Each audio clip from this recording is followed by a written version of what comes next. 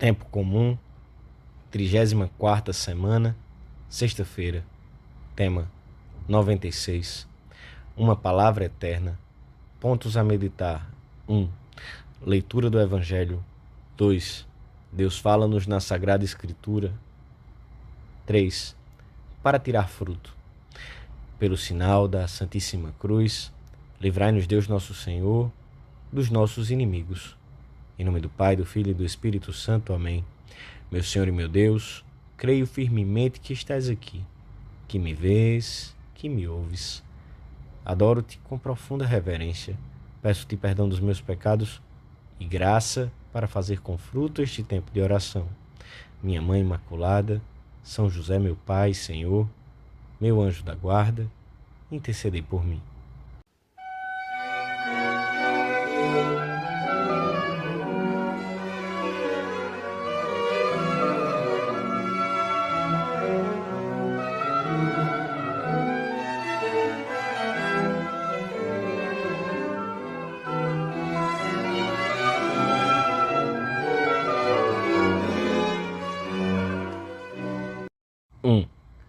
A ponto de terminar o ciclo litúrgico, lemos no Evangelho da Missa esta expressão do Senhor: o céu e a terra passarão, mas as minhas palavras não passarão. As palavras de Jesus são palavras eternas, pois deram-nos a conhecer a intimidade do Pai e o caminho que devíamos seguir para chegar até Ele.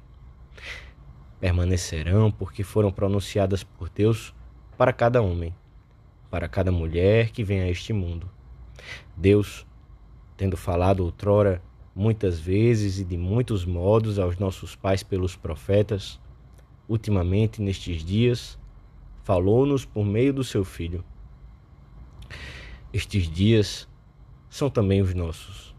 Jesus Cristo continua a falar e as suas palavras, por serem divinas, são sempre atuais. Toda a escritura anterior a Cristo adquire o seu sentido exato à luz da figura e da pregação do Senhor. Santo Agostinho, com uma expressão vigorosa, escreve que a lei estava prenhe de Cristo e afirma em outro lugar: lede os livros proféticos sem ver Cristo neles. Não há nada mais insípido, mais insosso. Mas descobri Cristo neles. E isso que ledes torna-se não só saboroso, mas embriagador. É Cristo quem descobre o profundo sentido que se contém em toda a revelação anterior. Então, abriu-lhes o entendimento para que compreendessem as Escrituras. Os judeus que se negaram a aceitar o Evangelho ficaram na situação de quem possui um cofre com um grande tesouro, mas não tem a chave para abri-lo.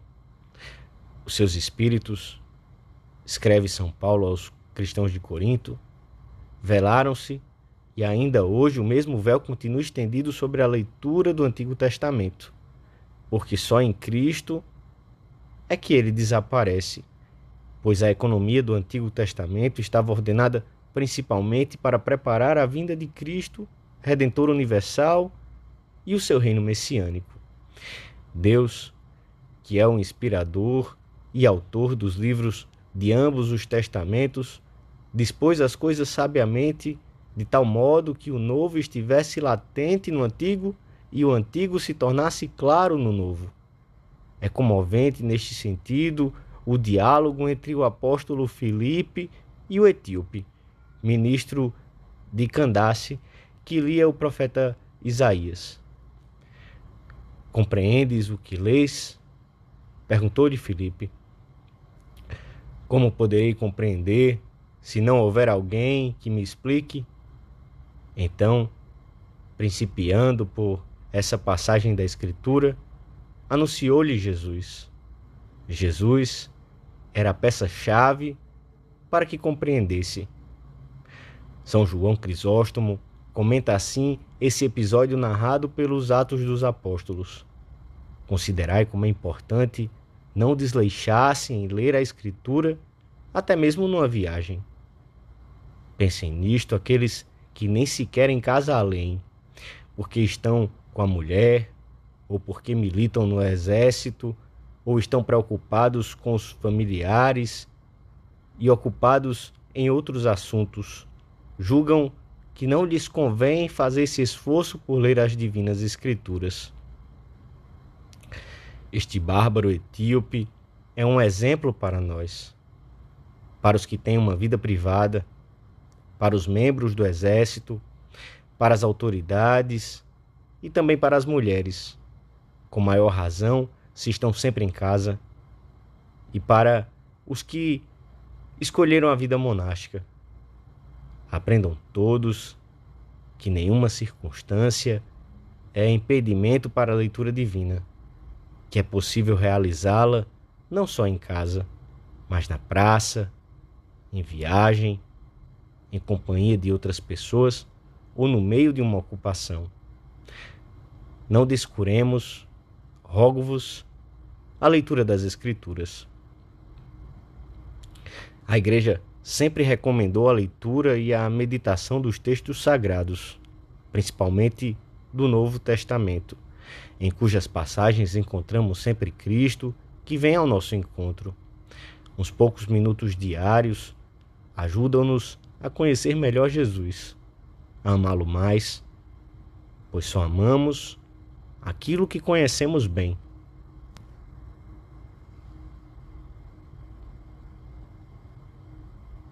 Dois, todas as Escrituras traçaram o caminho que Cristo devia percorrer. Todas, de certo modo, anunciaram o Messias.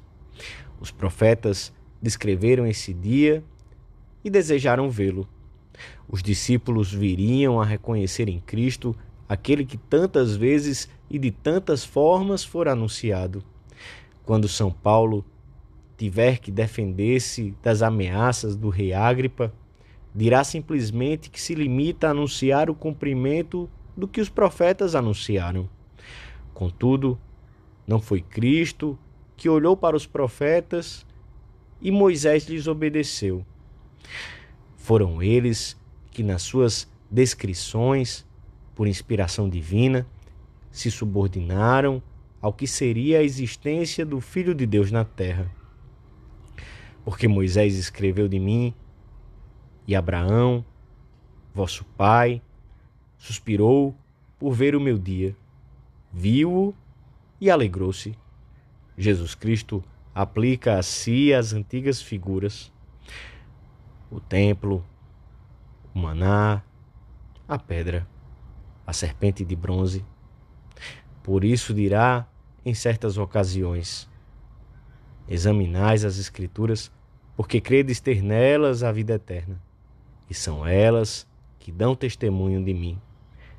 Quando lemos no Evangelho que o céu e a terra passarão, mas não as palavras de Cristo, isso significa de algum modo que nelas se contém toda a revelação de Deus aos homens, a anterior à sua vinda, que tem valor em tudo o que se refere a ele, pois é nele que se cumpre e clarifica, e a novidade que o Senhor traz aos homens, indicando-lhes claramente o caminho que devem seguir. Jesus Cristo é a plenitude da revelação de Deus aos homens, ao dar-nos, como nos deu, o seu Filho, que é uma palavra sua e não tem outra, falou-nos tudo junto e de uma vez nessa única palavra, e não tem mais nada que falar. A Epístola aos Hebreus ensina que a palavra de Deus é viva e eficaz, e mais penetrante que a espada de dois gumes, e chega até a separação da alma e do espírito, das articulações e da medula, e discerne os pensamentos e intenções do coração. É palavra nova e expressamente dirigida a nós, se sabemos lê-la com fé. Nos livros sagrados, com efeito, o Pai que está nos céus vem carinhosamente ao encontro dos seus filhos para conversar com eles. E é tão grande o poder e a eficácia que se encerra na palavra de Deus, que ela constitui sustentáculo e vigor para a Igreja e para seus filhos, firmeza da fé, alimento da alma, pura e perene fonte de vida espiritual. De alguma maneira, são atuais a partida e o regresso do filho pródigo, a necessidade do fermento para transformar a massa do mundo, os leprosos que ficam curados no seu encontro com Cristo. Quantas vezes não teremos pedido a Jesus luz para as nossas vidas, servindo-nos das palavras de Bartimeu: Ut vidiam, que eu veja, Senhor. Quantas vezes não teremos recorrido à misericórdia divina com as palavras do publicano: tem piedade de mim, Senhor, que sou um pecador. Como saímos reconfortados do encontro diário com Jesus na leitura do Evangelho.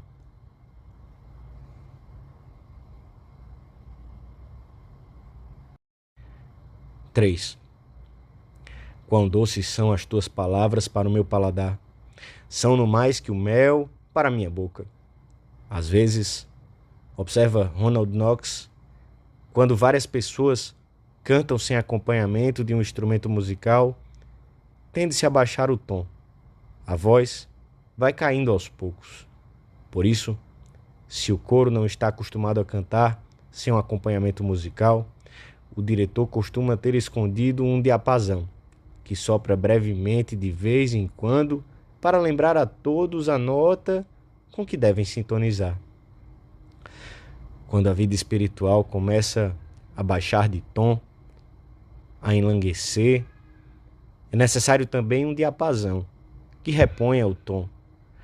Quantas vezes a meditação de uma passagem do Evangelho, sobretudo da paixão de Nosso Senhor, não foi como que uma enérgica chamada de atenção para fugirmos dessa vida menos heróica que queríamos levar. Não podemos passar as páginas do Evangelho como se fossem as de um livro qualquer. Com que amor foi guardado durante séculos, quando somente algumas comunidades cristãs tinham o privilégio de possuir uma cópia ou apenas algumas páginas. Com que piedade e reverência era lido. A sua leitura ensina São Cipriano a respeito da oração, é alicerce sólido para edificarmos a nossa esperança, meio para consolidarmos a fé, alimento para a caridade, guia que indica o caminho. Santo Agostinho diz que os ensinamentos nele contidos são lâmpadas colocadas num lugar escuro que sempre iluminam a nossa vida. Para tirarmos fruto da leitura e meditação do Evangelho, pensa que não só deve saber, mas viver o que ali se narra. Obras e ditos de Cristo. Tudo, cada ponto que se relata, foi registrado detalhe por detalhe, para que o encarnes nas circunstâncias concretas da tua existência. O Senhor chamou-nos a nós católicos para que o seguíssemos de perto. E nesse texto santo encontras a vida de Jesus. Mas além disso, deves encontrar a tua própria vida. Aprenderás a perguntar tu também, como o apóstolo, cheio de amor: Senhor, que queres que eu faça? A vontade de Deus. Ouvirás na tua alma de modo terminante. Pois bem, pega no Evangelho diariamente e lê-o e vive-o como norma concreta. Assim procederam os santos.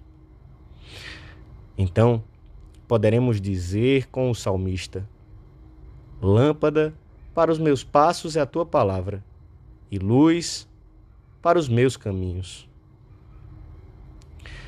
Dou-te graças, meu Deus, pelos bons propósitos, afetos e inspirações que me comunicaste nesta meditação. Peço-te ajuda para os pôr em prática. Minha Mãe Imaculada, São José, meu Pai e Senhor, meu anjo da guarda, intercedei por mim.